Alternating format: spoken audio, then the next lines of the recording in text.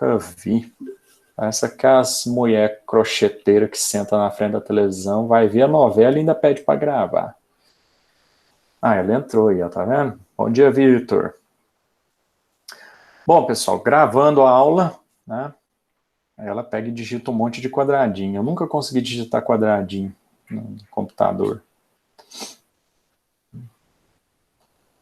Bom, gravando a aula para posteriormente adicioná-la lá no YouTube, né, e colocar o link na página do EAD para vocês, tá bom? Deixa eu só ver aqui que está tudo bem nessa outra página aqui. Bom, acho que vocês conseguem me ver aí, né, e conseguem assistir os slides. Então vamos lá.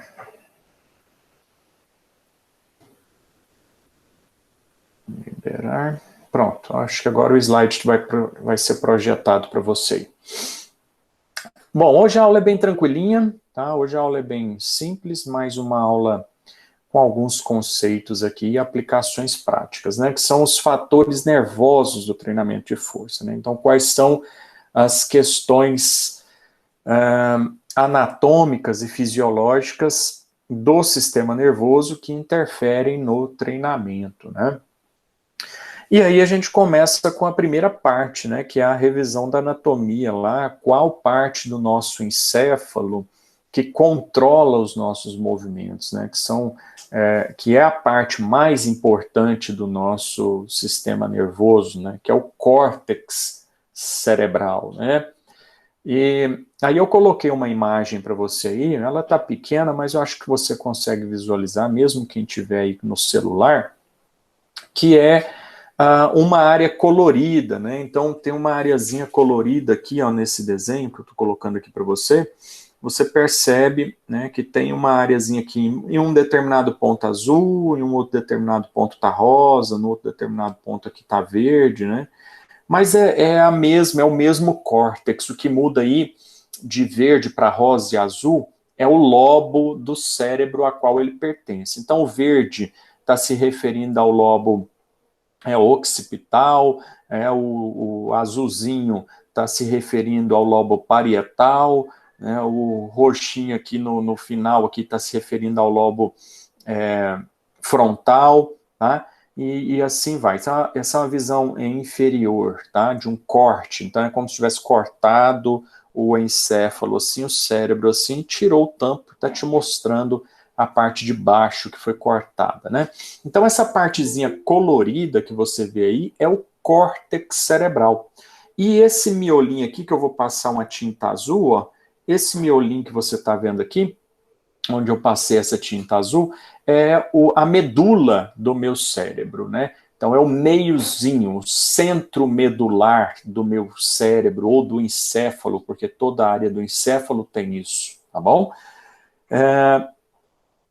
Nessa parte medular, nesse centro branco medular aí, você tem axônios de neurônios, tá? E no córtex, que é essa parte coloridinha, você tem os corpos de neurônios. Então, basicamente, o nosso sistema nervoso ele é dividido da seguinte forma, né? Então, deixa eu editar aqui, abrir um slide em branco aqui para a gente terminar essa explicação. Então, é o seguinte, o nosso sistema nervoso, ele é formado, né, por duas partes. Então, eu tenho aqui, né, o sistema nervoso central, tá? E eu tenho o sistema nervoso periférico. Então, eu tenho aqui sistema nervoso central e eu tenho sistema nervoso periférico. Só uma revisãozinha lá da anatomia, talvez da histologia, eu não sei se todos viram isso. Sistema nervoso central e periférico. E a principal célula do nosso sistema nervoso é o neurônio, né? Então eu vou ter aqui assim, o neurônio com o corpo celular e o axônio com seus dendritos, tá bom? Então aqui eu vou ter corpo neuronal. E aqui eu vou ter axônio de neurônio, né? Então são duas partes principais da célula neuronal, né? Eu tenho um neurônio que tem a parte principal ali, que tem o corpo, que tem o núcleo, tem mitocôndrias, tem retículo, né? Então, é uma célula com várias organelas comuns a outras células. O corpo do neurônio é o ponto onde ocorre a principal função neuronal, né? Por exemplo, neurotransmissores são formados, produzidos no corpo do neurônio, tá? Aí eles são encaminhados pelo axônio até chegar lá no botão terminal do axônio, onde ele vai ser armazenado em vesículas sinápticas, tá bom? E no sistema nervoso central, que é o que a gente está vendo ali agora, o acúmulo de corpos de neurônios, né, forma então o córtex, ou forma, eu vou melhorar isso, vou fazer generalizado, forma a substância cinzenta, tá? Então, a substância cinzenta, né, não dá para escrever direito, viu, pessoal? Substância cinzenta, ela é um acúmulo de corpos de neurônios, né? E a substância branca, ainda no sistema nervoso central, a substância branca é o acúmulo de axônios, tá? Então, eu tenho a substância branca, formando, então, o sistema nervoso central. Já no sistema nervoso periférico, o acúmulo de corpos de neurônios forma o que a gente chama de gânglios, tá? Gânglios. E no sistema nervoso periférico, você ainda tem os axônios, e o acúmulo de axônios formam os nervos. Então, nosso sistema nervoso ele é basicamente formado desta maneira, tá? Com a principal célula entrando aí como protagonista do sistema. Eu ainda tenho aí astrócitos, oligodendrócitos, células da glia, né, que são células de sustentação e tudo, mas o neurônio é a principal célula do nosso sistema nervoso, tá? E o que eu estou falando ali para você é disso daqui, né, de sistema nervoso central. Eu não estou falando de sistema nervoso periférico, eu não estou falando de nervo, eu não estou falando de nervo vago, craniano ou espinal, eu não estou falando de nervo ulnar, não estou falando de nervo, nenhum nervo que eu estou falando, né? Nem de gânglios localizados fora do meu sistema nervoso central. Estou falando para você de sistema nervoso central lá. E lá eu tenho o corpo de neurônio e o axônio, assim como eu tenho no periférico, só que formam órgãos diferentes, né? Então lá no que a gente está vendo ali de corpo de neurônio, né, de substância cinzenta, eu estou vendo o córtex, né? Então eu tenho aí o acúmulo de substância cinzenta bem no contorno desse meu cérebro que você está vendo aí em corte, essa partezinha colorida, né? E esse córtex é essa camada de substância cinzenta, então, que você visualiza aí nessa imagem, né? É uma fininha camada, e é a parte principal, né? E o meiozinho lá é formado por axônios de neurônios, né? Que é o centro medular, que é o centro branco do meu cérebro, tá? Não que não seja importante, é importante porque as informações são transitadas pelos axônios, mas a parte mais importante que ocorre é a formação de imagens, que ocorre a interpretação de dados, que ocorre o envio de informações para movimento ou para respostas, sai do córtex cerebral, tá bom? Então, por isso é uma das partes mais importantes aí do nosso sistema nervoso, né? Porque é no córtex onde vai chegar os impulsos, que vêm de tudo quanto é via. Então, por exemplo, a cor que eu estou vendo aqui do meu computador, a cor da parede, a cor da roupa, a foto que eu estou vendo de um ou outro aqui, né? O áudio que eu estou escutando de uma ou outra pessoa, né? A sensação que eu estou agora de frio, de calor, né? De pressão, que a roupa está me apertando, porque eu estou usando um sapato social para dar aula para você, porque eu preciso manter a minha imagem. Então, o meu sapato social está apertando o meu pé e tal. Então, essas informações visual, auditiva, gustativa, sinestésica, tátil, todas essas informações, pessoal, elas chegam de cada um desses receptores que eu tenho, de mecanoceptores, de receptores musculares, elas chegam lá no meu córtex, nessa fina camada superficial que você tem aí, tá? E lá, essas informações sensitivas que a gente captou de várias vias de sensibilidade, de todas as vias de sensibilidade, elas vão se tornar conscientes, né? E aí elas vão ser interpretadas, né?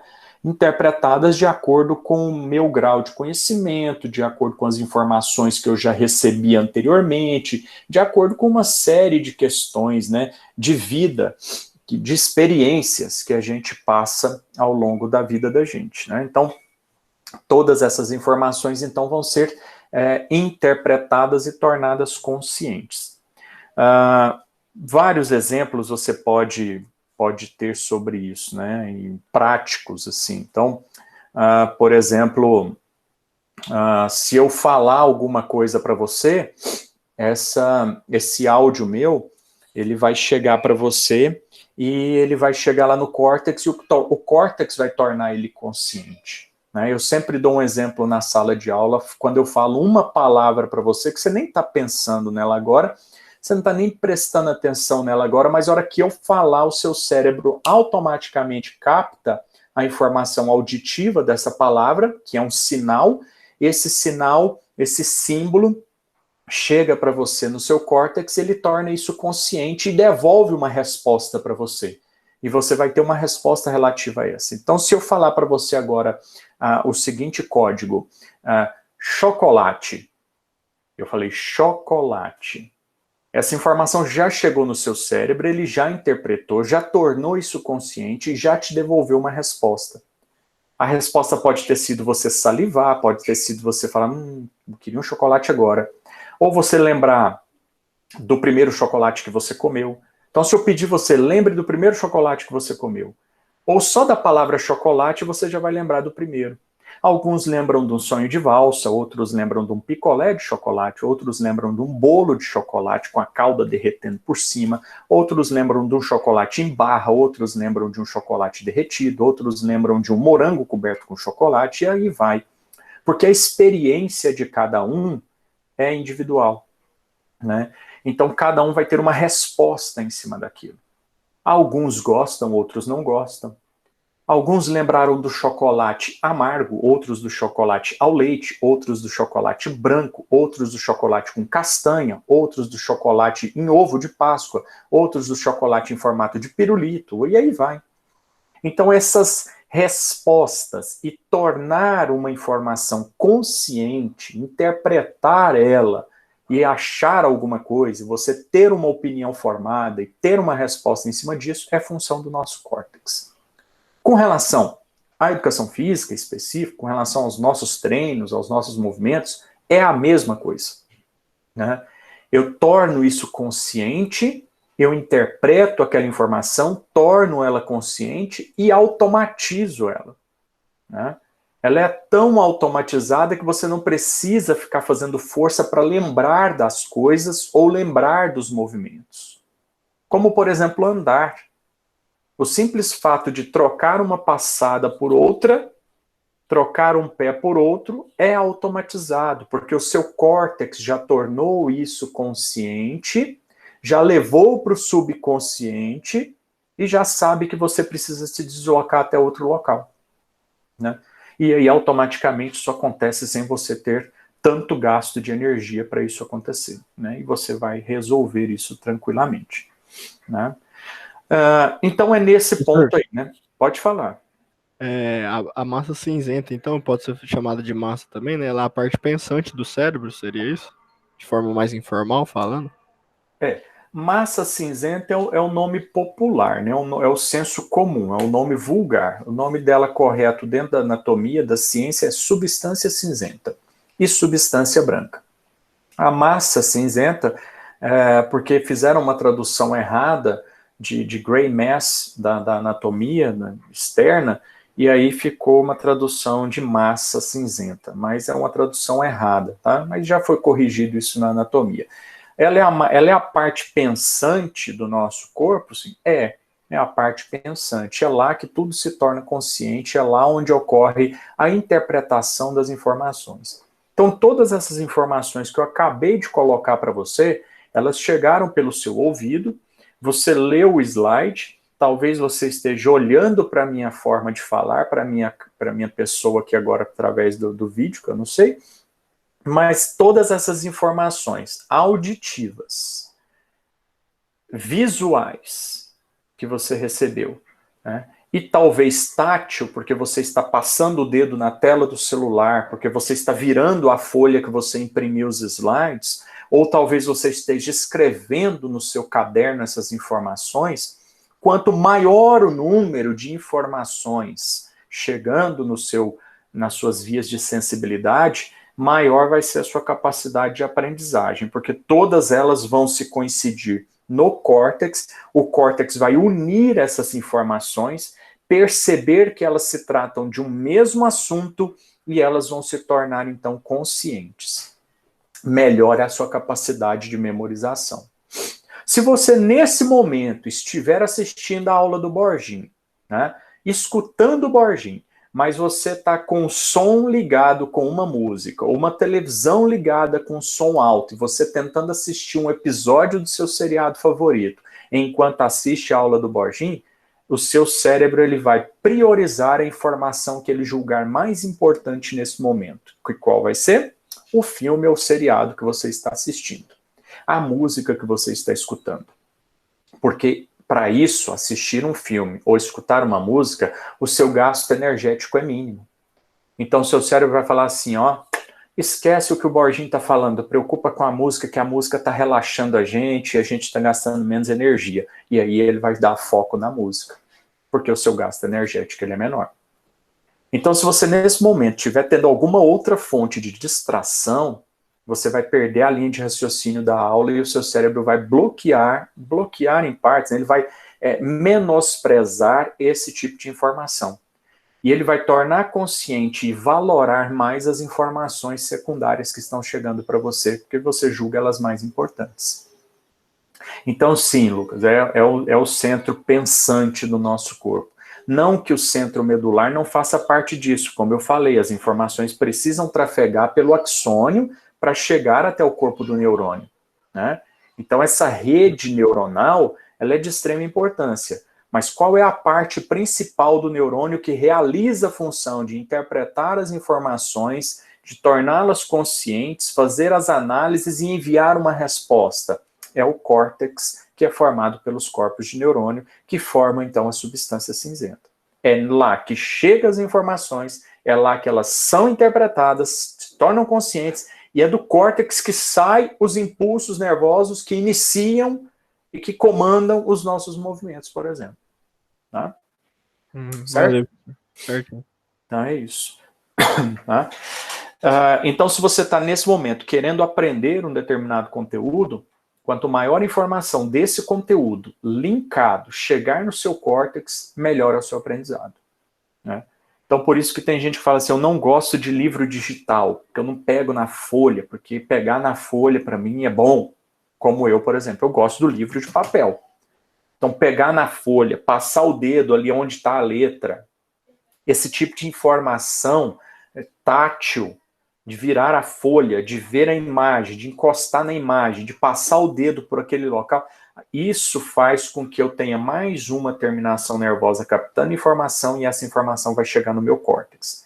Se eu junto a informação tátil com a informação visual e eu ainda leio a informação, eu tenho 3 estímulos, 3 vias de sensibilidade agindo para a mesma informação. Então isso faz com que eu julgue, ou eu faço com que o meu córtex julgue isso como mais importante para mim. E pode até ter uma televisão ligada ali que meu filho está assistindo um desenho, mas essa informação agora é mais importante. Né? Por isso eu sempre dou exemplo na sala de aula, Lucas, que eu falo assim, estudar é uma coisa, ler letrinha é outra. Meu pai já falava isso para mim, eu não gostava, mas hoje eu sei que é importante. Né? Então ele falava assim, eu falava, pai, já estudei, posso jogar bola? Aí eu falava assim, você estudou ou você leu letrinha? Ler letrinha, Lucas, é pegar esse slide e falar assim, o córtex. Do córtex saem os impulsos nervosos que iniciam e comandam os movimentos voluntários. A maior parte do controle envolve os padrões de função das áreas neuronais inferiores, na medula, no tronco cefálico, gânglios da base e no cerebelo. Situa-se anteriormente ao sulco central, ocupando o terço anterior dos lobos frontais. Isso é ler letrinha. Estudar é você pegar essas informações e fazer conexões com ela. Córtex. Acabei de ver, o professor me falou, eu lembro disso na aula, que o córtex é aquela fina camada que contorna externamente todo o meu cérebro, formado por substância cinzenta, e substância cinzenta é um acúmulo de corpos de neurônios no meu sistema nervoso central. Ele fez até um quadrinho lá rabiscado com o dedo na tela e eu vi no computador isso. Do córtex saem os impulsos nervosos Ai, mas ele falou antes que no córtex chega. Então quer dizer que eu tenho uma via que leva a informação para o córtex e uma via que sai a informação do córtex. Então agora, do córtex saem os impulsos nervosos que iniciam e comandam os movimentos voluntários. Ah, quer dizer então que eu fazer isso daqui com a mão, bater nesse dedo, é um movimento voluntário. Eu fiz isso. Por que eu fiz isso? Porque eu queria te mostrar duas coisas. Saem impulsos que iniciam e comandam os movimentos voluntários. Então, quais são os impulsos nervosos que impulso nervoso sai do córtex? É motor. Então, o movimento está acontecendo porque os impulsos que saem do meu córtex geram movimento, geram uma resposta. Uma resposta, e essa resposta ela é motora. Ela gera uma ação. Então, os meus movimentos voluntários, falar, levantar a sobrancelha, fechar o olho, fazer cara feia, fazer cara bonita, mexer a minha mão, andar de um lado para o outro, os meus movimentos, levantar um peso, lá na sala de musculação, são movimentos voluntários. Quer dizer, então, que todos esses movimentos que eu executo no meu dia a dia, de pegar um copo de água e beber, é voluntário. E, consequentemente, é iniciado e comandado por quem? Pelo meu córtex. Então, ele recebeu uma informação, estou com sede, nossa, eu vi meu copo d'água, o córtex faz o quê? Pega a água, Borginha. Aí eu vou lá, pego o copo de água, bebo a água e devolvo o copo para o lugar. Então, esse movimento voluntário de me alimentar é comandado pelo córtex. Por quê? Porque eu estou com fome. Por quê? Porque eu estou com sede. Por quê? Porque eu vi a água e me deu vontade. A maior parte do controle desse movimento de ir, pegar o copo, trazer, colocar o copo na boca e voltar, envolve padrões de funções neuronais inferiores.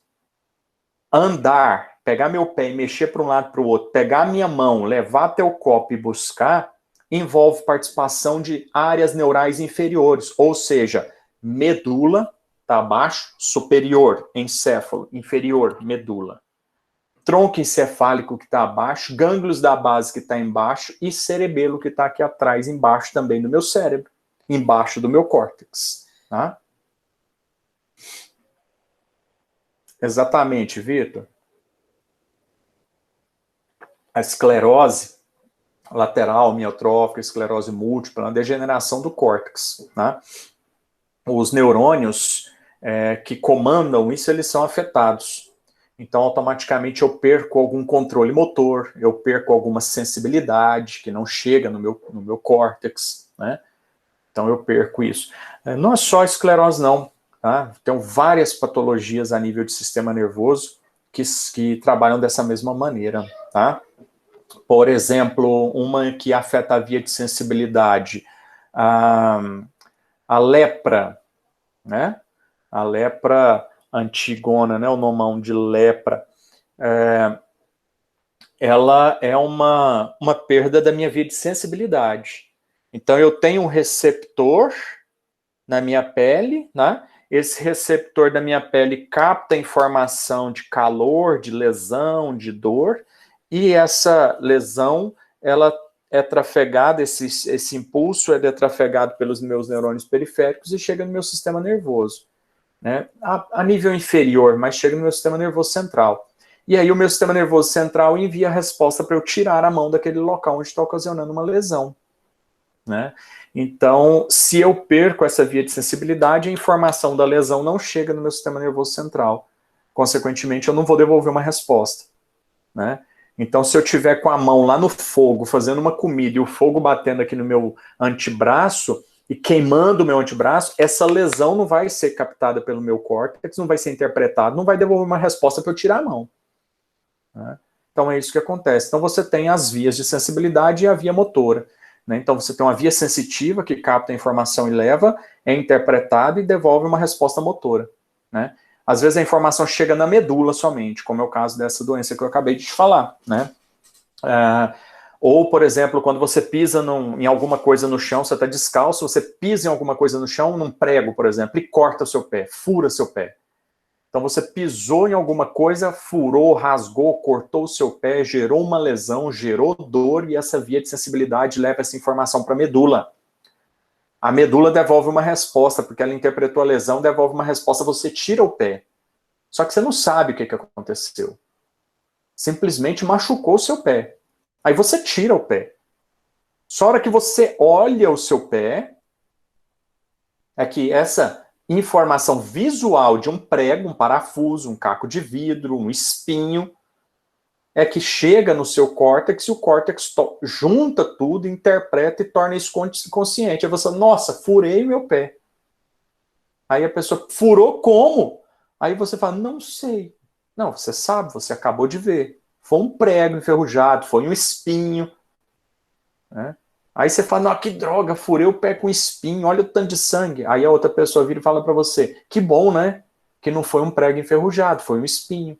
O espinho a gente estanca o sangramento, faz um curativo e beleza. Se fosse um prego, a gente ia ter que estancar o sangramento, correr para um postinho para você tomar a vacina antitetânica. Né?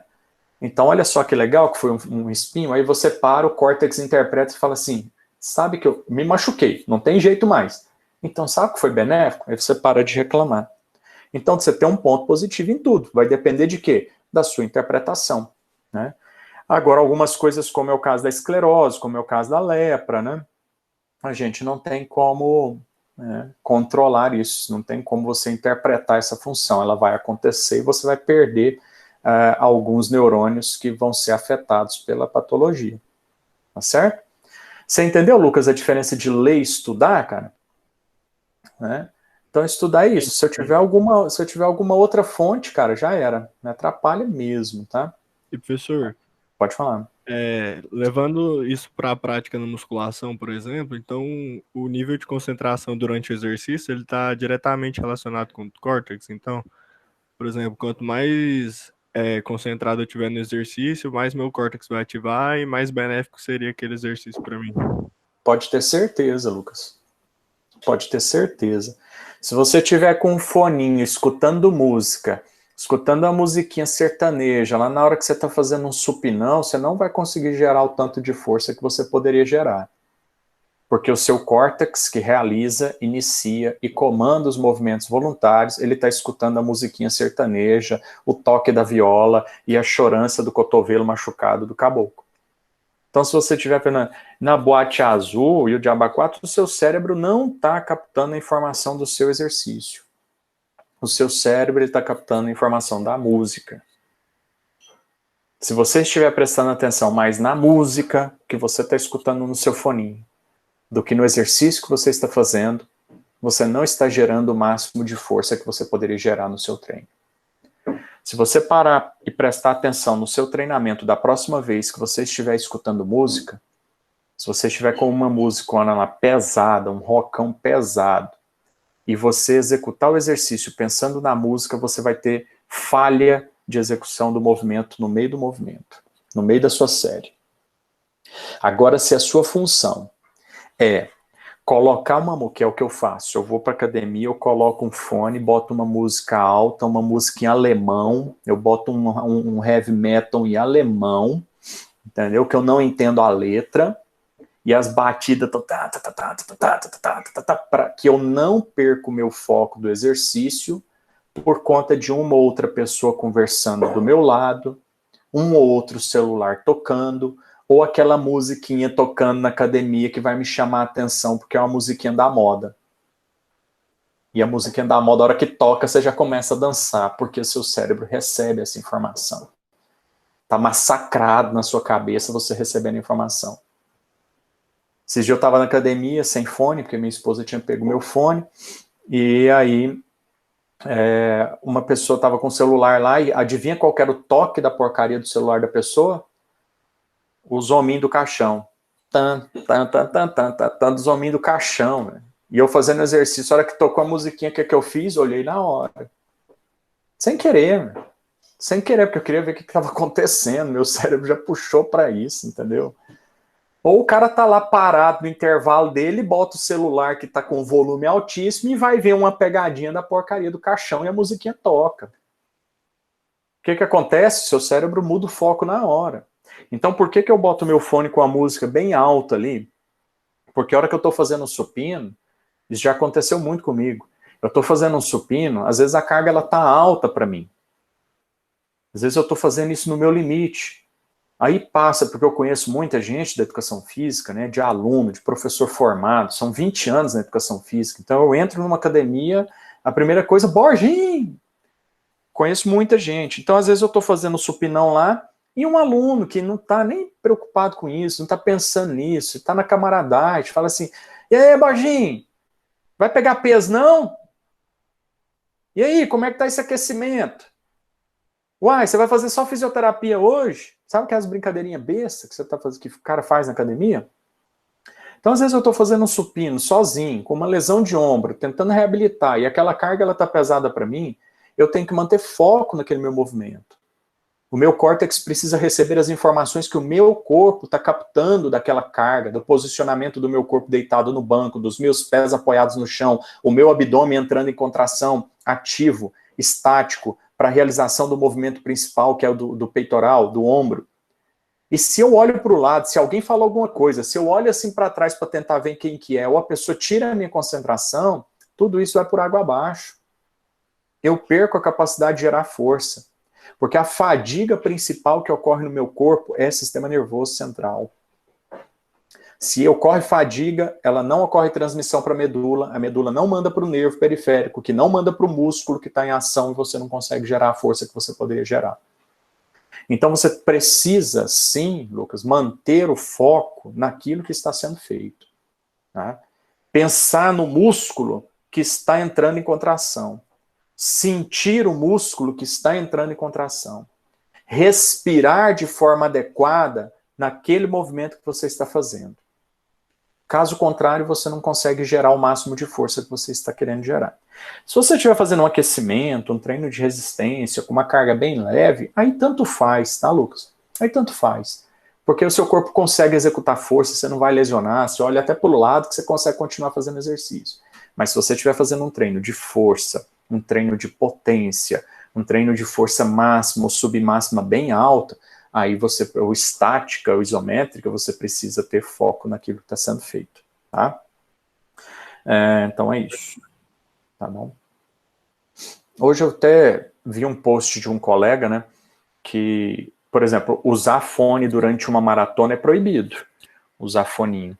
Usar algum fone qualquer, algum receptor de áudio qualquer, é proibido você usar isso numa maratona. Por quê? Porque hoje tem reloginho, Apple Watch, Smartwatch, esses reloginhos, Samsung Watch, sei lá o que, eles têm um marcador de passada, de cadência. Então ele fica assim, tem. Deixa eu colocar aqui o post do meu colega, um fisioterapeuta, que é corredor, Felipe Campos. Vou colocar aqui para você escutar o áudio.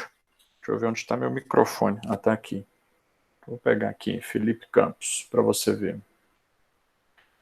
Ele postou hoje ainda, falando sobre isso, né? Então vamos ver aqui. Olha só. Não, ele postou hoje. Peraí. Onde está o de cadência que ele colocou? Ué? Será que ele apagou? Não, tá aqui. Olha aqui, ó. Tem uma pessoa correndo, ó. Tá? Vou passar, ó.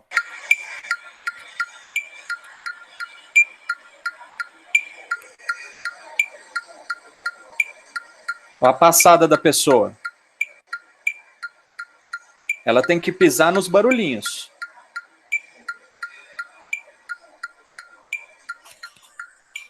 Então, esse tipo de aplicativo, né, ou música em tantos BPMs, ele mostra para mim quanto tempo eu tenho que fazer minha passada.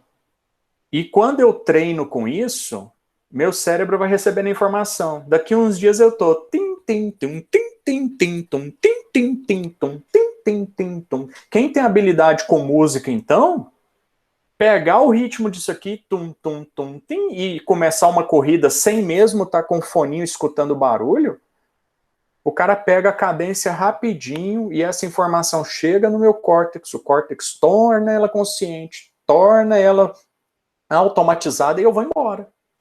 Né? Eu não preciso mais daquele barulhinho, mas aquilo me ensina a correr. Então o cara fala assim, ó, agora eu vou colocar para você um ritmo de corrida, um pace X. Aí o cara vem tum, tum, tum, tim, tum, tum, tum, tim, tum, tum, tum, tim, ou então ele faz tum, tim, tum, tim, tum, tim. Então eu quero a cada tum, tim desse, eu quero uma pisada sua no chão. Então eu mostro o ritmo de corrida para a pessoa, eu controlo o pace dela por esse aplicativo, por esses ritmos, por essas coisinhas todas, que isso vai gerenciando a gente, né? Por isso é proibido, porque senão eu vou falar para o meu córtex, você está correndo abaixo do ritmo, se eu estou correndo abaixo do ritmo, então aumenta o ritmo, e aí vai, né? Então é isso que acontece, tá bom? Então, você viu a importância do córtex, né, pessoal? Isso aí é... Então, se eu tenho uma lesão no meu córtex, principalmente na área motora, que fica aqui, à frente do sulco central, tá aí na última frase aí, o córtex motor citou-se à frente do sulco central, né? Então, tem o motor primário, motor suplementar, né, e a área de motora primária, né? E pré-motor. Então, são essas áreas, tá? Eu vou mostrar ela aqui para você agora, tá? Então, o sulco central é isso aqui, ó. Tá? O sulco central é esse aqui, ó, de vermelho aqui, ó. Esse é o sulco central. Ele atravessa todo o meu encéfalo aí, né? O meu cérebro, pensando só no córtex motor aí, falar de cérebro, né? Então aqui é a parte anterior, tá? Aqui é a parte anterior e aqui é a parte posterior, tá bom? Do meu encéfalo, do meu cérebro em específico. E toda essa parte anterior aqui, ó, toda essa parte anterior aqui é a minha parte motora, tá bom? Aqui, por exemplo, bem aqui assim, ó, eu tenho área de Broca, a área da fala, né? Um pedacinho, é uma área motora também, né? Mas é a área da fala. Mais ou menos aqui assim, ó, eu tenho a área da gustação, né? Ou seja, os sabores que eu sinto chegam nessa parte aí do meu córtex.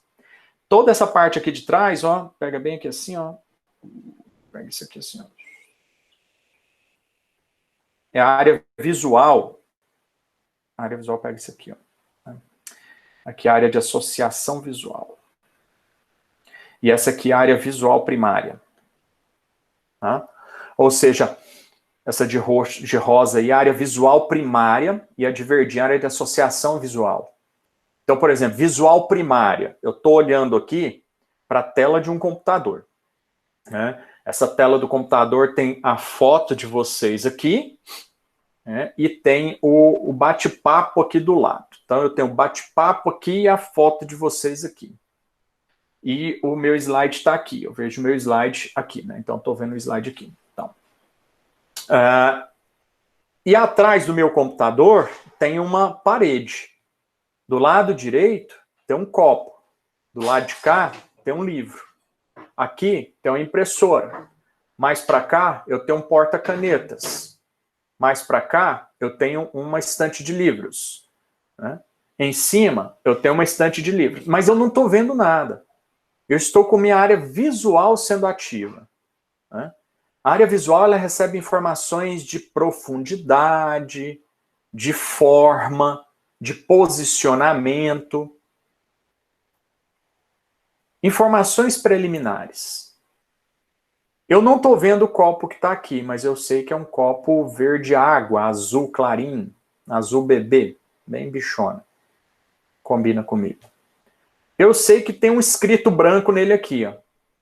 Eu estou percebendo que tem um escrito branco nele aqui. Agora eu não sei qual dos dois escritos que é, porque eu já sei que ele tem dois escritos, porque eu já olhei esse copo antes. Ele tem dois escritos. De um lado tem a informação e do outro lado tem a marca da empresa. Isso é alguma coisa assim. Aí eu olho. É uma informação, é um patrocínio. Porque do outro lado está a marca da empresa. Mas eu sei que tem. Então, se eu pegar e ficar nessa informação visual primária agora e escutar um barulho ensurdecedor de uma explosão lá no céu. Ó, tem uma janela aqui do meu lado direito, eu não estou olhando para ela. E eu escuto uma explosão lá no céu. Pau! E uma fumaça negra junto dessa explosão. Eu nem sei o que é. E começa um barulhão assim. E eu falo assim, meu Deus, um avião vai cair. E eu sei que é um avião porque está voando, porque meu cérebro já sabe disso. E eu falo, um avião explodiu, saiu fumaça, e o barulho foi de explosão. É um avião vermelho e branco. Eu não preciso nem olhar para ele. Eu sei que é um avião vermelho e branco. Então é de quem? Qual companhia? Da VASP? Acho que VASP nem existe mais, né? É da... Você já sabe que é da TAM. Se fosse laranja, seria da Gol. E assim vai. Se fosse azul com branco, seria da Azul. Mas é um avião vermelho e branco, então você já sabe que é da TAM. A hora que você olha, você fala assim, meu Deus, o avião caindo. Você nem precisava olhar, você já poderia ter corrido. Né? Que são as questões de velocidade de reação. Né? O cara vem para cá me dar um soco, eu não preciso olhar. Olha, ele vai me dar um soco. Eu já faço a esquiva. Porque eu já sei que está vindo um soco. Eu já sei que está vindo uma pesada. Porque eu sou lutador. Então não preciso ficar olhando para onde vai vir a pesada, de onde vai vir o soco, que soco está vindo. Eu só não vou tomar o soco. Né? Então eu acelero a minha velocidade de reação nesse sentido. Né? E velocidade de reação, né, eu coloquei isso acho que nessa turma aqui, não. Essa é a aula de conteúdo de outra disciplina. Né? É treinável, você treina isso. Né? É o pessoal do treinamento esportivo 2 do 8º período. Então você treina essas informações todas, né? Então, meu cérebro treina a ver essas questões. Eu treino saber que aqui eu tenho X e Y. Né? Então, se eu estou aqui, por acaso, a minha estante despenca um livro, eu já pego ele aqui. Né? Eu não preciso olhar por... o livro está caindo. Cérebro, calcula a velocidade de queda, calcula a velocidade de contração. E eu vou lá e pego. Não dá tempo, né? O negócio é tipo o Iron Man aqui. Viu o negócio caindo, o Jarvis ou a Friday já faz toda a análise e já pega aquela informação ali, pronto, acabou. Só que a nossa velocidade de reação não é tão rápido quanto a velocidade de interpretação e análise do Jarvis ou da Friday do Homem de Ferro, né? E assim vai. Mas são essas as informações. Então, meu cérebro recebe tudo isso de vias sensitivas, tá? E eu aprendo com isso, né? E essas 3 áreas aí, elas são responsáveis, então, por planejar, por identificar, por organizar, por coordenar os nossos movimentos. Agora falando só do córtex motor, tá? Então, o córtex motor é dessa área aí, tá bom? Vitor Hugo perguntou, qual a diferença de velocidade de reação e reflexo? Velocidade de reação, Vitor, a informação ela precisa chegar no meu sistema nervoso central superior e eu reagir a esta informação. Então, por exemplo, se eu te perguntar assim, quanto que é 2 mais 2 menos 2?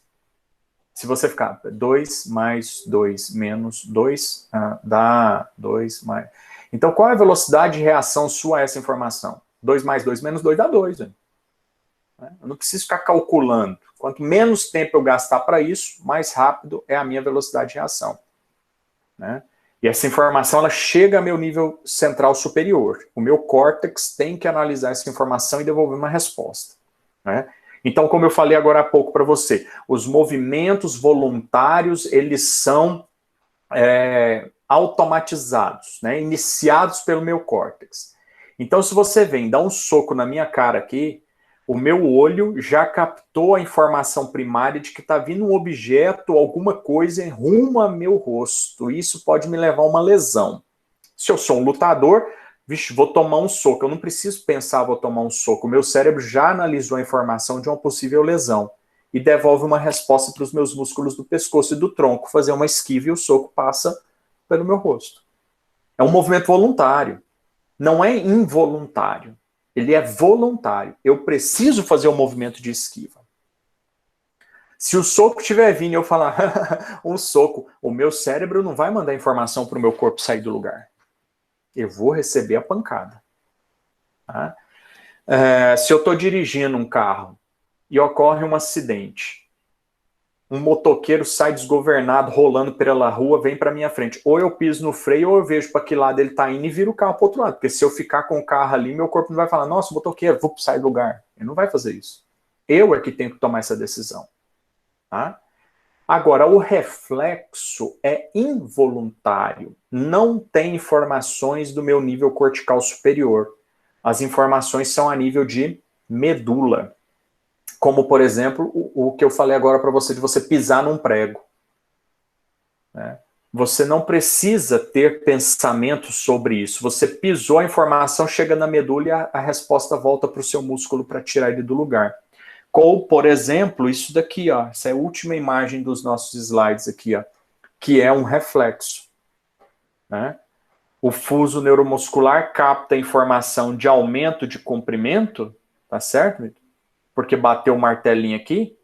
Essa informação que o músculo quadríceps esticou vai até a medula, e a medula fala assim, opa, o músculo esticou, pode arrebentar, devolve uma resposta para o músculo encurtar, aí o músculo contrai.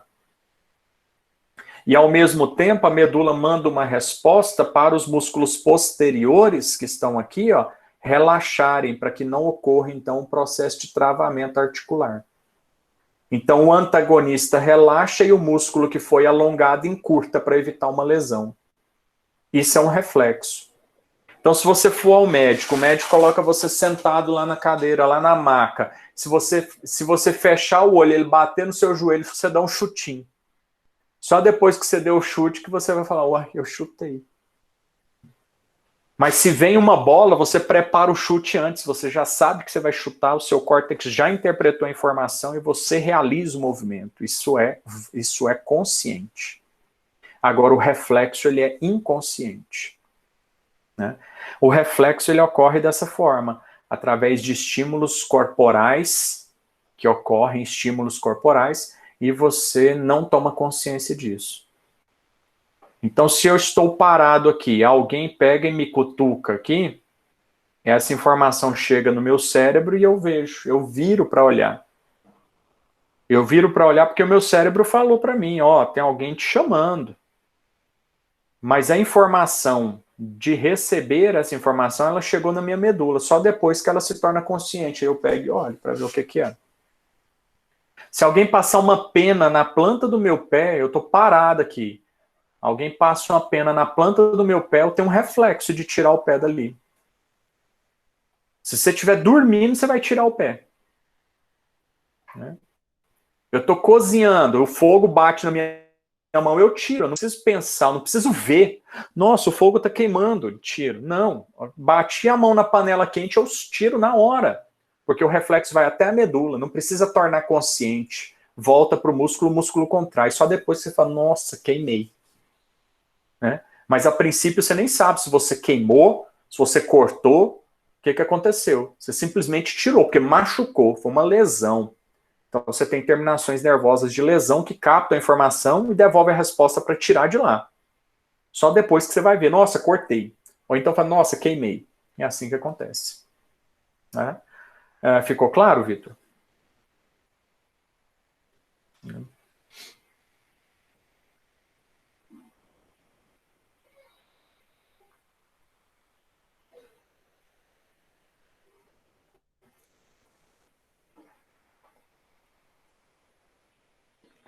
Então, no esporte, pessoal, nós não temos reflexo. Tá? A prática esportiva, ela não é decorrente de reflexo, tá bom? A prática esportiva, ela é decorrente de velocidade de reação. Tá? Então, um atirador que está parado ali olhando a arma dele e sai um disco voando numa direção, ele tem que ter velocidade de reação, de levantar a arma e apertar o gatilho, né, mirando corretamente. Isso é velocidade de reação, isso é treinável, tá? Tanto que a distância do fosso para o atirador, né, da pedana para o fosso, né? Então, onde o atirador fica chama pedana, e onde fica o fosso com a máquina de tiro tem uma distância para iniciante. E aquela máquina para iniciante, ela joga o disco numa velocidade de 60 km por hora. Quando o indivíduo já é avançado, ele vai para um outro tipo de pedana. Né? A pedana ela fica a uma distância maior, e a velocidade do disco é lançado a 80, 90 km por hora. Quando o cara fica mais experiente, ele vai para uma outra pedana, que lança 2 discos de cada vez, e cada disco vai numa direção, numa velocidade, numa altura diferente. Então você tem várias provas, o indivíduo ele se especializa em uma, por conta da velocidade, da distância, do atiramento, do objeto, e aí vai. Né? Professor, dessa forma. sendo Pode assim, falar. então, comparando com a primeira aula, né, em relação às forças, a força máxima em situação extrema seria um reflexo, então. Não, porque em reflexo eu não realizo força máxima, né? Eu realizo velocidade de movimento. Né? Eu não realizo força máxima em um reflexo. Eu realizo velocidade de movimento. Né? E não é voluntário, ela é involuntária. E para realizar força é voluntário. Né? Agora, a força absoluta, aí eu não consigo controlar. Né? Ela é involuntária, mas não é reflexo. Porque o reflexo eu preciso ter um estímulo para devolver aquela ação de forma involuntária. As classificações de forças, elas são independentes. Só a força absoluta que você consegue mobilizá-la de forma involuntária. Agora, a força máxima do indivíduo, a força dinâmica máxima, a força isométrica máxima, ela é voluntária. Né? Ela é voluntária. Tá certo? Tá bom? Beleza. Reflexo, pessoal, é coisas que não vão acontecer no esporte, tá? A não ser que você esteja machucando, alguma coisa assim, né? Ou sofrendo uma lesão. Mas a prática esportiva em si, geração de força, potência, velocidade, isso tudo é voluntário, tá? Algumas questões se tornam inconscientes, né? Se tornam automatizadas. Não é que ela é inconsciente, não é que ela é involuntária, ela é automatizada, tá, Vitor? Por exemplo, o levantador de peso olímpico, né? Então ele precisa executar o máximo de força na maior velocidade possível para executar no menor tempo possível o levantamento de uma barra carregada com muito peso. Para fazer isso, ele tem que passar por uma série de treinamentos. Primeiro eu faço um padrão de movimento, depois eu faço outro padrão de movimento. Então, quando o meu cérebro automatizar esse movimento, quando ele automatizar o outro movimento, eu junto os dois movimentos, meu cérebro aprende, automatiza esse outro, eu aumento a carga, eu aumento a velocidade. Aí vai chegar um tempo de treinamento, 1 ano, 2 anos de treinamento, o meu corpo, o meu cérebro, o meu córtex já automatizou. Eu não preciso mais pensar para fazer um LPO. Eu só preciso concentrar para que o meu movimento possa ser planejado. Que aí eu ativo o meu córtex no planejamento do movimento. Né? Então, quando você vê um levantador de peso olímpico começar um movimento, ele não chega na barra, mete a mão e levanta. O cara que estiver fazendo isso num box de crossfit, numa aula de LPO, num treino de LPO, ele não está treinando seriamente. Ele vai chegar à barra, ele vai medir o posicionamento da mão, ver onde ele está colocando a mão, amarrar o strap dele, se ele quiser colocar o strap, eu acho que chama strap mesmo. Aqui tem alguém do CrossFit, deixa eu ver quem que é. Não estou vendo todo mundo aqui. Depois a gente vê isso aí. Tem uma tira que tem na mão, acho que eles chamam aquilo de strap, ele passa aquilo lá, amarra para auxiliar, né? Breno, é isso mesmo. O Breno tá na aula, é isso aí. Breno tá ativa. Alô, Breno, copiou? Oi, tô aqui, professor. Grip Não, é pegada. chama strap. Para barra é strap. É uma faixa que você prende no punho para poder inibir a sensação de peso da barra na pegada do polegar. E aí você consegue aplicar força com o braço um pouco mais relaxado e a reação com a barra fica melhor. Se você sente a dor da pegada ou o peso da barra demais na saída, você reage à carga. Exatamente. Aí você acaba querendo largar a carga involuntariamente. Ou então tensionando o braço um pouco antes, ou então desistindo mesmo do movimento dentro do próprio movimento, porque acha que a barra não vai chegar onde você quer que chegue. Perfeito, entendeu, pessoal? Então aquilo lá é para auxiliar o movimento e o atleta pode usar aquilo. É um recurso ergogênico, tá? É um recurso ergogênico vestuário, que a gente chama isso, recurso ergogênico de vestuário. Grip, a Juliane comentou e chama grip. Grip é a pegada, tá? Então eu tenho pegada falsa, pegada verdadeira, grip é a pegada, tá? O agarre que você tem, isso é o grip. Professor, eu tenho aqui, deixa eu ver se eu ligo a câmera aqui e mostro, peraí. Aí tem lá, ó. Eu não sei como que eu vou mostrar isso para todo mundo, tá, Breno? Eu não sei se eu tenho que fazer alguma coisa aqui na câmera, tá? Não sei. Tá certo?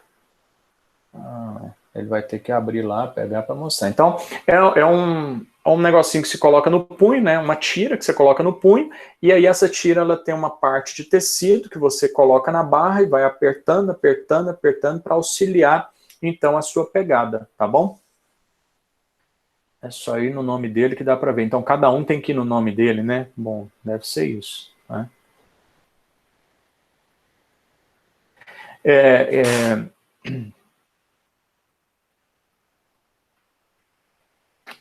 Vamos ver se ele pega lá.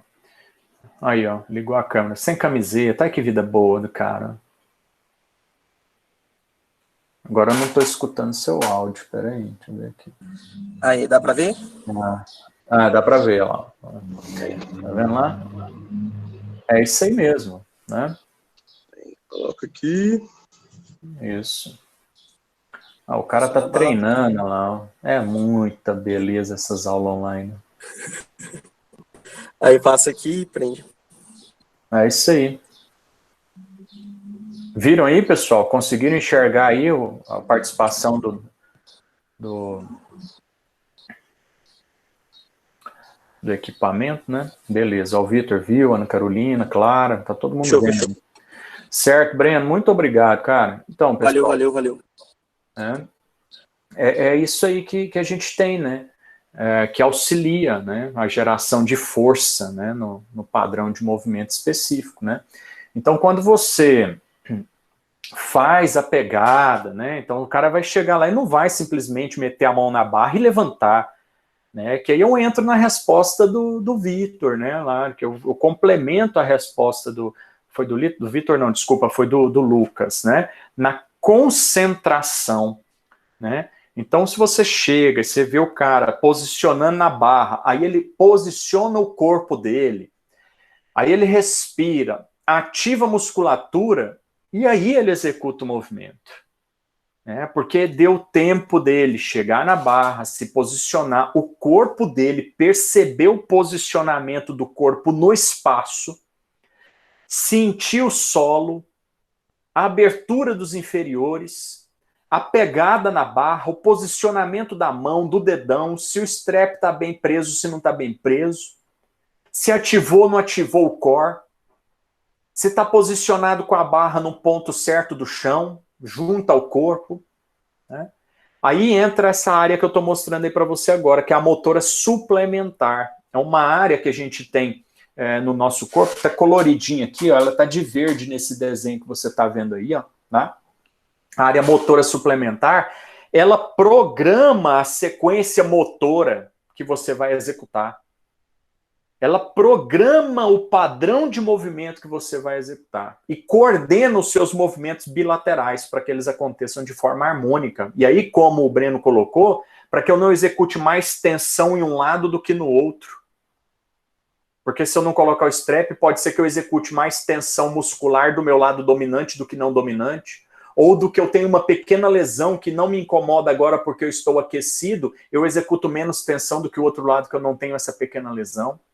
Né? Então, toda essa organização de movimento, pensa no levantamento olímpico ali, que eu tenho que fazer um movimento de tripla extensão. Eu tenho que fazer uma extensão de joelho e quadril juntos, e lá no finalzinho eu já estou fazendo um movimento de extensão do meu tornozelo, que é a flexão plantar. Né? E aí eu tenho que coordenar com o movimento dos membros superiores, ou jogando essa barra acima da cabeça, ou recebendo ela aqui no meu ombro, né? Fazendo parte do movimento chamado de clean, né, por eles. Então essa sequência motora toda, né, ela é planejada por essa área motora suplementar. Tá? Mas nada disso funciona sozinho. Não adianta só planejar o movimento. Tá? Ela trabalha em conjunto com a área pré-motora. Né? Aí que você vê o negócio acontecer na sua área, né, Breno? Aí você vê como é que funciona, né? Por isso você precisa de muita concentração, né? Tem que ter muito foco, pessoal, no treinamento desse. Não adianta ficar brincando, sabe? A outra pessoa passar e ficar curtindo com você. Não tem isso, cara. Você vai ver um levantamento de peso olímpico, uma modalidade, um campeonato internacional, você só escuta os barulhinhos das máquinas. O público fica caladinho. Os técnicos também. Um ou outro dá o estímulo de ativação psicológica ali no cara.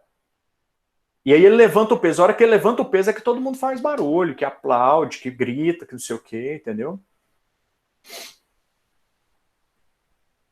Aí, ó, o Breno colocando informação que eu não sabia, ó, tá? Porque tem modalidade de levantamento de peso olímpico, de agachamento, de supino, que o árbitro fica na frente. Tanto que tem uns que tomam umas vomitadas, sangue voa do nariz do cara na cara do árbitro, que ele fica na frente, porque ele tem que ver, avaliar um ângulo e tal. Olha o Breno colocando aí, no levantamento de peso olímpico, nem mesmo na frente do atleta fica alguma pessoa posicionada. O árbitro fica na diagonal direita do atleta.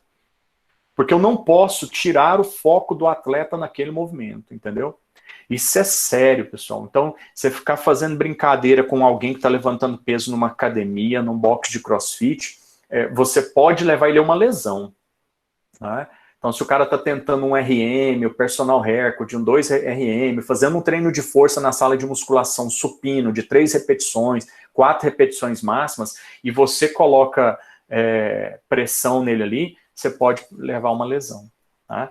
Então eu preciso focar no movimento, eu vou para o supino, eu não vou entrar debaixo do supino e balançar a perninha, pegar a barra, levantar a barra e começa o movimento. Não, gente, para tirar a barra do suporte, eu já tenho que estar concentrado no que vai acontecer. Que tanto de movimento eu vou fazer para essa barra sair do suporte? O quanto eu estou posicionado embaixo dessa barra antes de receber a barra? Tem gente que recebe a barra primeiro e depois vai ajustar o corpo no banco. Isso não acontece num treinamento sério, tá? Professor, fala, Lucas. Tava até lendo uma reportagem durante as Olimpíadas no Rio, né, em 2016, o Comitê Olímpico parece que criticando toda a torcida, que ninguém respeitava o momento de silêncio, que provavelmente o Brasil nunca mais vai ser uma sede olímpica por causa disso. Isso aí eu concordo que desrespeitou absurdamente. Agora, nunca mais ser uma sede olímpica depende, né? Depende muito do que vai acontecer. Então, aí o Breno colocando a informação aí do powerlift, né? Do agachamento, do supino, o árbitro fica na frente para saber se pode terminar a repetição, né? Então, se ela foi validada ou não pelo ângulo de descida do indivíduo, ou se ele subiu a barra o suficiente, né? Para ele poder soltar a barra ou voltar ela pro rack. É isso aí mesmo, tá? Mas essa área, pessoal, ela planeja, ela programa a sequência, que golpe que eu vou fazer no judô. Então essa área planeja tudo que eu vou fazer, onde eu vou pegar na pegada, onde eu vou pôr o pé X, onde eu vou bater o pé, se na perna, se eu vou aplicar um golpe de perna, de quadril e tudo mais. Essa área motora, ela planeja. Mas a área pré-motora, né, que é uma área importante no nosso cérebro, ela é que aprende o movimento. Tá? Então, a partir do momento que eu vou treinando, repetindo o movimento, principalmente nas fases iniciais do movimento, onde eu oriento o corpo do indivíduo, a consciência corporal dos meus membros em direção à barra, em direção ao peso e tudo mais, e aprender a fazer o movimento e a ter precisão nesse movimento é de responsabilidade da área pré-motora. Então não adianta nada eu planejar o movimento aqui. O Borginho sabe muito bem as etapas que eu tenho que cumprir e onde eu tenho que passar a barra para fazer um split and jerk, ou fazer um clean, ou só levantar essa barra acima da cabeça, um overhead squat. Eu sei quais são as etapas, eu sei quais são os padrões, eu sei tudo, mas eu não pratico. Se eu não pratico, a área pré-motora não é ativada. Então eu não aprendo o movimento. Porque para aprender o movimento, o meu corpo tem que mandar as informações para o meu córtex cerebral, para a área pré-motora, para ela aprender o movimento e tornar esse movimento preciso. Então hoje eu sei tudo, eu sei os padrões de movimento. Eu li todos, eu vi vídeos, eu vi várias pessoas fazendo, aí eu vou fazer. Aí a hora que eu começo, parece uma garça quebrada, com as canelas quebradas, fazendo movimento. Esquisito. Tá ok, obrigado. Eu vou parecer um ogro fazendo movimento. Aquele movimento mais grosseiro e mal feito do mundo. Aí eu vou treinando. Aí o Breno vai lá e fala, corrige aqui, puxa para cá, puxa aqui que você explode, até aqui você não explode, aqui é movimento tal, aqui é quadril, aqui é joelho, aqui entra tornozelo, aqui o ombro já tem que ter começado e tal. Aí a Juliane passa do lado, desiste não, Borginho, eu já passei essa etapa, que a Juliane agora ela tá no CrossFit, né? Aí eu vou treinando, o que acontece? Meu corpo aprende o movimento. As minhas terminações nervosas musculares e articulares enviam essa informação para o meu córtex, e o meu córtex vai lá e aprende aquele movimento, automatiza aquele movimento. Próxima vez que você olhar o Borginho fazendo 6 meses depois, o Borginho está fazendo um movimento parecendo um atleta de levantamento de peso olímpico. O movimento está limpo, está coordenado, sem carga exagerada. Ainda não sou campeão, não levanto o máximo de peso, mas o meu movimento está limpo, o meu movimento está perfeito, o meu movimento está extremamente organizado, o meu corpo trabalha de maneira extremamente adequada. Aí eu começo a trabalhar o ganho de força, porque eu já fiz a aprendizagem do movimento, agora eu vou para o ganho de força, né? Então é assim que a gente trabalha, tá? Por isso você vai para o box de CrossFit, lá você vai, aprende a técnica, corrige o corpo aqui, joelho aqui, pé aqui, quadril aqui, ombro aqui, tórax aqui, olha a cervical, não olha para cá, olha para lá, e aí vai, né? Aí você fica ali tempos e tempos, né? Aí o Breno acabou de colocar, né? O que eu estou concluindo, né? Você geralmente passa um tempo aprendendo o movimento para ter resultado melhor, para ter um movimento limpo, para o seu corpo aprender o movimento, para depois você, né, passar para o aumento de carga. Seria a mesma coisa de eu pegar a minha filhinha aqui, ó, de 9 meses, ela está com 9 meses e já está andando. Ela anda o apartamento inteiro aqui, né? Uma hora ou outra ela cai, a hora que ela quer acelerar, ela cai. Ela não saiu correndo. Se eu exigir que ela corra, ela vai cair.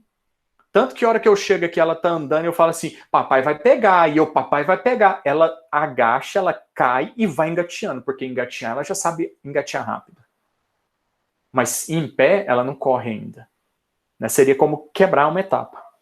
Seria pedir ela, que está em pé, para ela pular. Ela não vai conseguir pular. Talvez no cérebro dela ela queira pular. Por exemplo, o meu filho, com 3 anos, vai fazer 4 anos agora.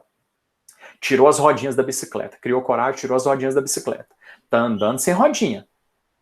Aí, 2 dias, o bichinho já está subindo a bicicleta e andando e andando. Aí, sabe o que ele inventou de fazer? Empinar a bicicleta. Sem rodinha. Ele quer empinar a bicicleta, porque tem um joguinho ali no tablet que o molequinho empina a bicicleta. Então o que ele quer fazer? Empinar a bicicleta. Está aprendendo a andar e quer empinar a bicicleta. A hora que ele tentou, o que aconteceu? Ele pulou do banco da bicicleta, a hora que ele sentou de novo, a bicicleta nem saiu do lugar, é óbvio. Ele que subiu da bicicleta. O pé dele saiu do pedal, ele caiu rolando com bicicleta e tudo no chão. Aí ele olhou para mim, papai. Eu falei, você tem que aprender primeiro a andar, para depois empinar a bicicleta. Aí parou de chorar, subiu na bicicleta e foi andar de novo. Aí passou um pouquinho, o que ele fez? Queria empinar a bicicleta. Então, apesar dele saber como fazer, porque ele viu o bonequinho fazendo no joguinho, apesar dele saber o que ele tem que fazer, que é puxar a bicicleta para cima, né? Ele não consegue fazer porque ele ainda não aprendeu o movimento. Se ele ficar puxando a bicicleta daquele jeito ali, daqui 6 meses ele está andando de uma roda com a bicicleta. Né? Fazendo zerinho de uma roda.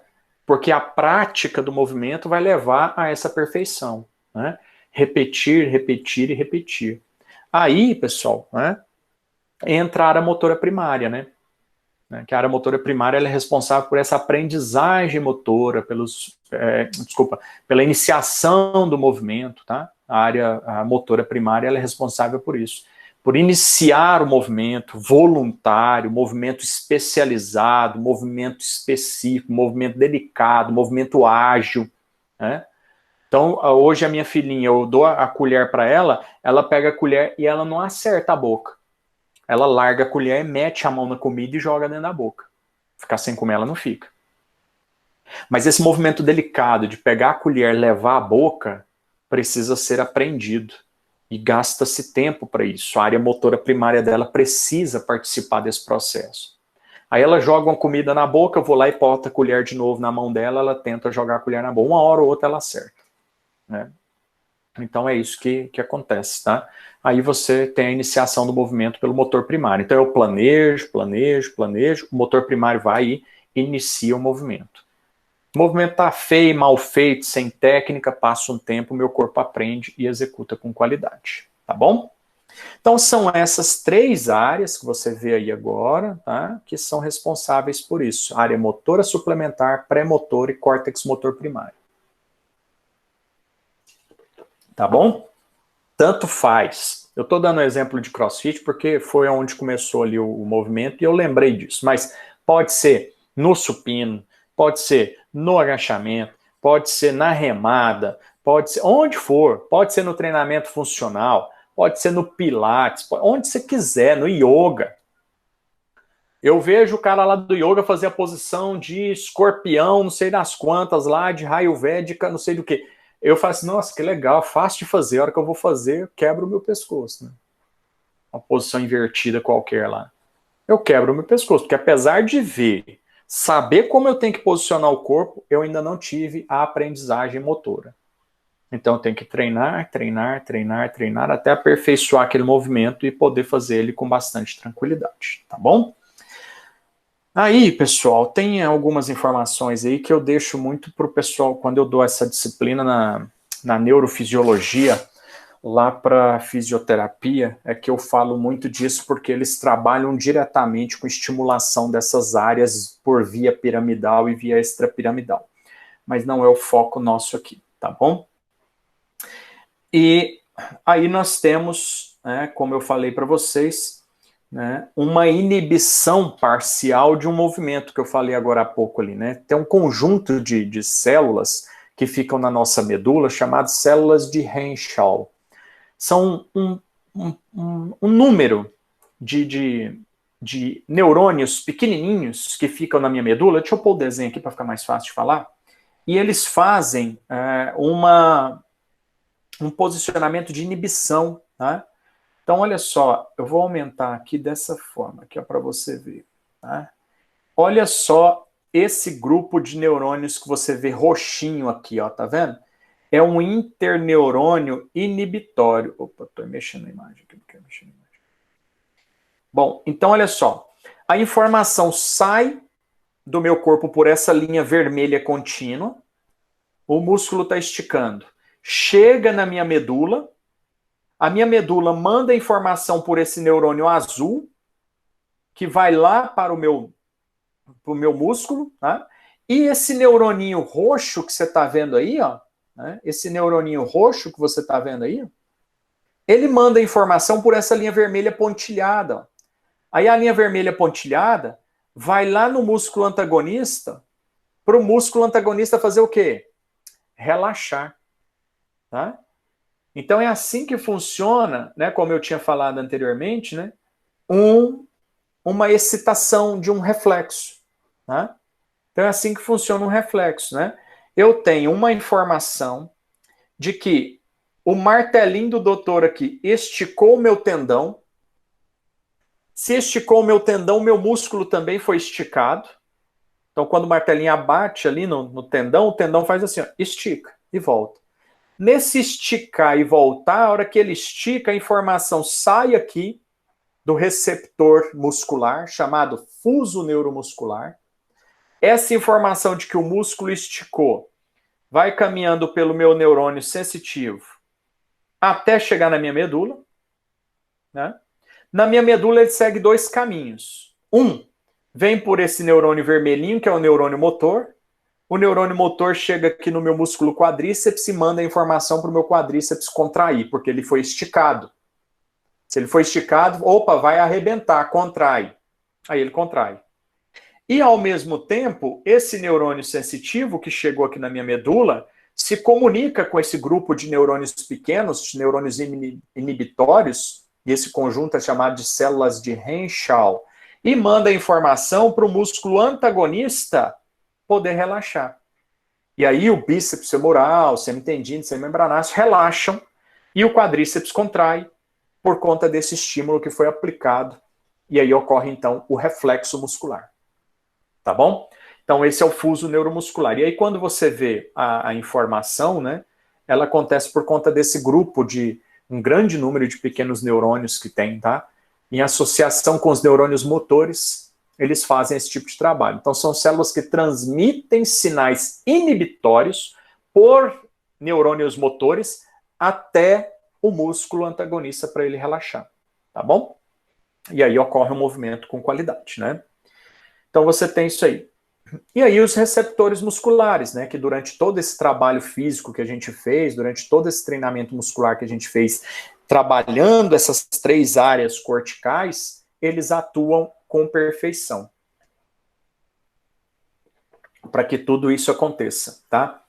Então são receptores, são terminações nervosas sensitivas, via de sensibilidade, tá? Que captam informação, elas não têm capacidade de executar movimento, não são terminações motoras, são terminações sensitivas. Elas apenas sentem o que está acontecendo, captam qual é a informação e levam ela ao sistema nervoso central inferior e às vezes superior, né? Ou a interpretação disso depois para o superior.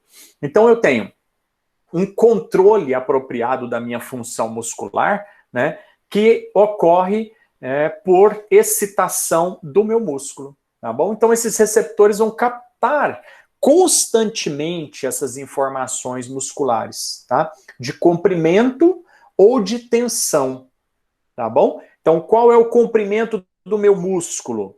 Ele capta a informação. Qual é a carga que está sendo aplicada no meu músculo? Ele capta a informação. Ou a velocidade de aplicação de carga ou de variação de comprimento. Variou o comprimento rápido demais, que é o caso desse estímulo que eu acabei de te falar.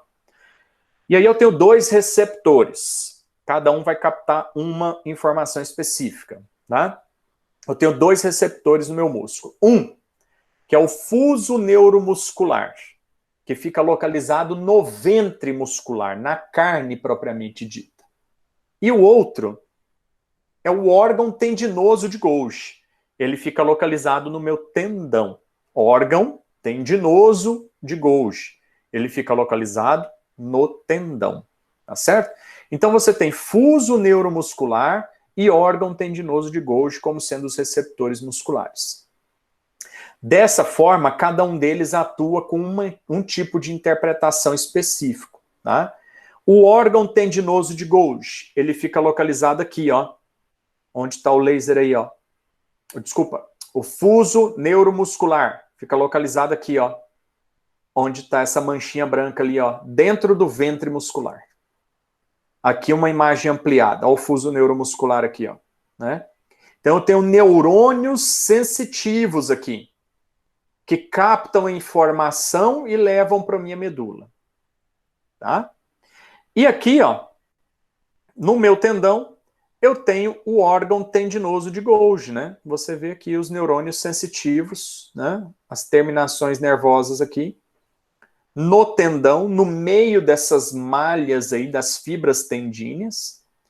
E esse neurônio sensitivo pega a informação e também leva para o meu sistema nervoso central, tá? Agora, cada um capta um tipo de informação. O fuso neuromuscular fica distribuído, então, em toda a massa muscular.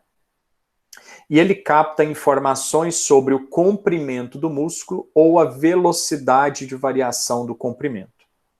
Que foi esse exemplo que eu te dei agora há pouco aí do reflexo patelar. Né? Ou, por exemplo, eu estou alongando o meu músculo. Vou lá e vou pôr a mão na ponta do meu pé. O meu posterior de coxa começa a ser o quê? Esticado. Ele começa a variar o comprimento, ele começa a ser esticado. E aí ocorre o quê? O fuso está aqui, o músculo está aqui. Quando eu estico, o músculo vai apertando o fuso neuromuscular. A hora que ele aperta o fuso neuromuscular, o fuso percebe que o músculo está sendo esticado e envia informação para a minha medula. E a minha medula devolve informação para o meu quadríceps e para o meu posterior de coxa. Fala assim, quadríceps, relaxa, posterior de coxa, encurta. Para eu tentar voltar ao movimento e não esticar mais o músculo, porque pode gerar uma lesão. Então, isso vai acontecendo constantemente, tá? toda vez que o seu músculo estica, toda vez que ocorre uma variação de comprimento do músculo, isso vai acontecer, tá bom? Ocorre a tentativa de encurtar ele, né? Ou se ele variar o comprimento rápido demais, tá? Se ele variar o comprimento rápido demais, também ocorre essa estimulação. Ele sente, capta a informação, leva para o sistema nervoso central inferior, que devolve uma resposta para o músculo encurtar e impedir uma lesão. Já o órgão tendinoso de Golgi, que fica no tendão muscular, ele capta a variação da tensão, da carga que o tendão está sofrendo, né? Ou a velocidade de variação da tensão. E envia informação para o músculo relaxar ou contrair um pouco mais. Tá bom? Depende da tensão. Por exemplo, eu não sei se você está me vendo aí, não sei como é que eu faço para você me ver, se você está me vendo mesmo, mas é mais ou menos assim, ó, tá? Eu estou segurando um livro aqui nessa mão, tá? Estou segurando um objeto aqui nessa mão. Estou segurando alguma coisa aqui. Vou pegar esse objeto aqui. Pronto. Estou segurando aqui um estojinho aqui.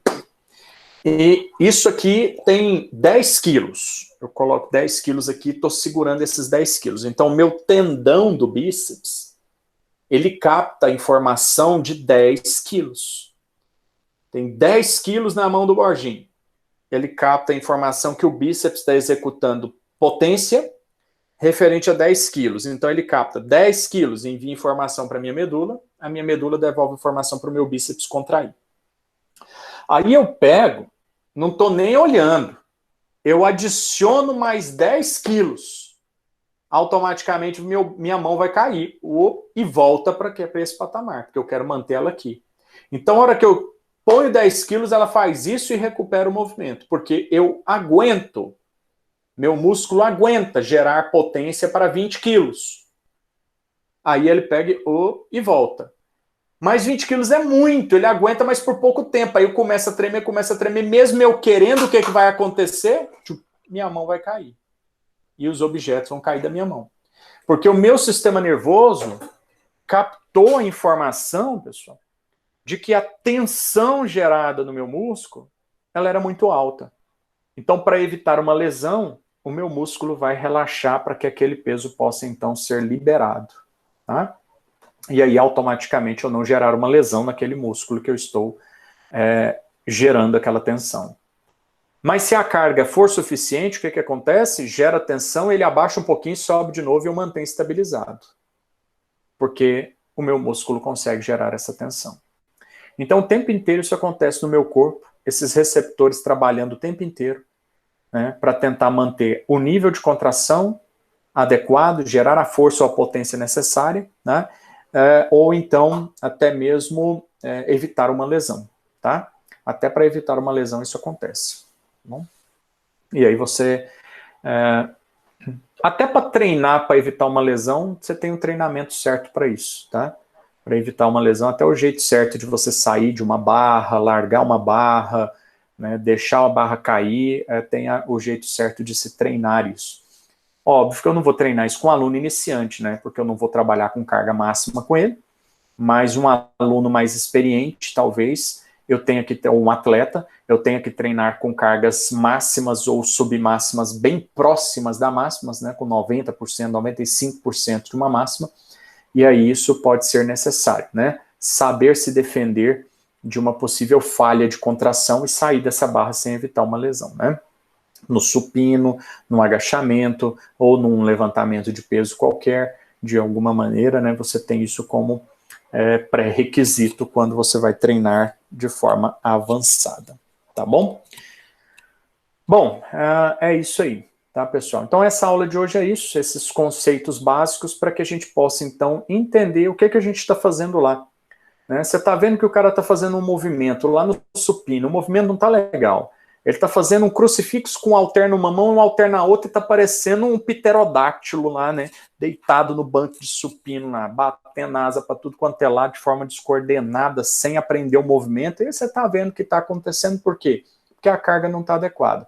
Então eu tenho que ir lá treinar o movimento de crucifixo com halter livre, halter de barra curta, Na hora que ele aprender a fazer o crucifixo com halter de barra curta, é que eu vou adicionando carga para que o corpo dele possa, então, potencializar o exercício, potencializar o movimento e fazer um movimento mais harmônico com o máximo de carga possível, né?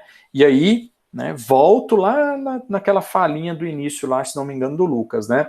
Concentração, pessoal, para fazer isso com alta carga, com movimentos especializados, com movimentos complexos, tem que ser concentrado, tá? Então, se o cara não sabe fazer, tá fazendo um burpee com peso corporal e você tá curtindo com ele, e ele olhando para o lado para ver todo mundo rindo dele porque ele tá fazendo burpee porque esqueceu os pesos no box de CrossFit na aula anterior. Tem umas brincadeirinhas dessa, né? O cara esqueceu o peso, não guardou o peso.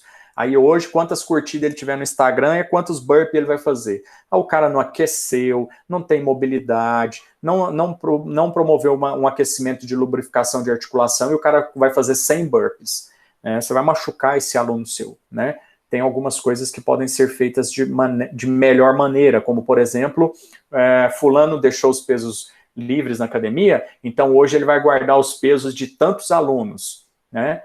No final, ele vai guardar os dele, vai guardar as barras e anilhas de outros alunos, vai guardar o kettlebell de todo mundo e tal. Hoje não, porque a quarentena não permite esse contato, né? Mas em outro momento isso seria mais fisiológico do que fazer o cara pagar burpee a hora que ele chegar na academia sem ter aquecimento articular ou muscular, ou até mesmo elevação da frequência cardíaca adequada. O cara pode ter uma síncope de imediato, né? Então são questões que a gente tem que pensar, né, antes de promover uma modificação no padrão de movimento, tá?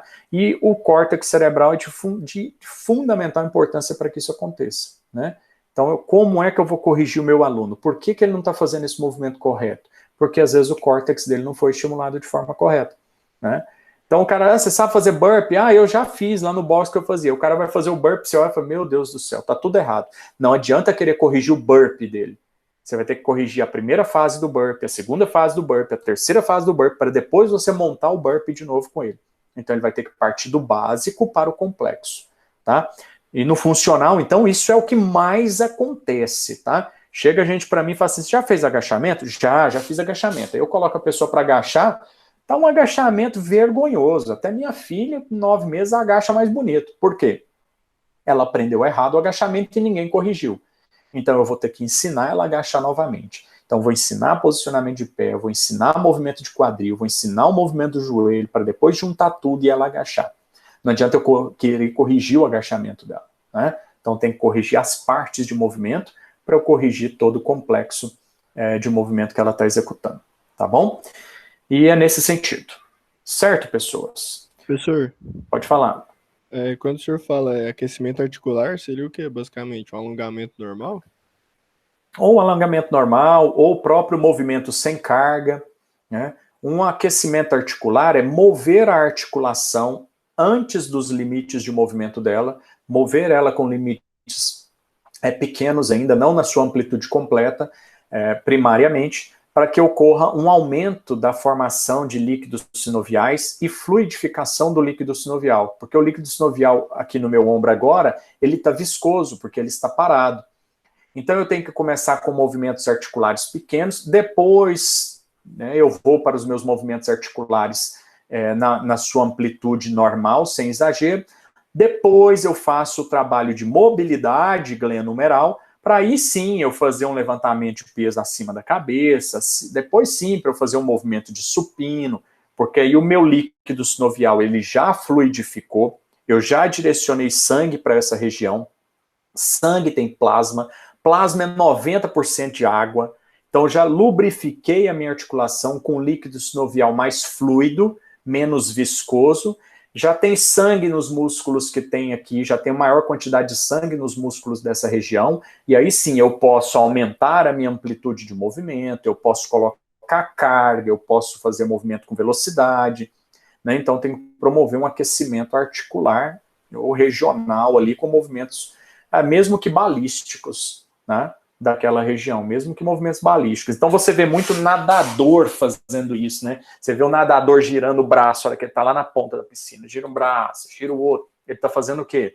Um aquecimento articular, uma soltura das fáscias que compõem a região Está fazendo um aquecimento dos tendões e ligamentos que compõem essa região, jogando sangue para aquela região para mostrar para ela que ela vai ser exigida em seu grau máximo. Então eu começo com movimentos limitados, amplio o movimento, vou até o limite do movimento, depois eu trabalho a mobilidade, passando do limite de movimento que eu tenho. Aí pode ser mobilidade, flexibilidade, flexionamento, depende do seu objetivo instantâneo, ou objetivo agudo, objetivo momentâneo do seu treinamento. Tá bom? Certo. Nesse sentido. Tá? Certo, pessoas? Bom, só para a Juliane não reclamar, eu vou interromper a gravação aqui agora.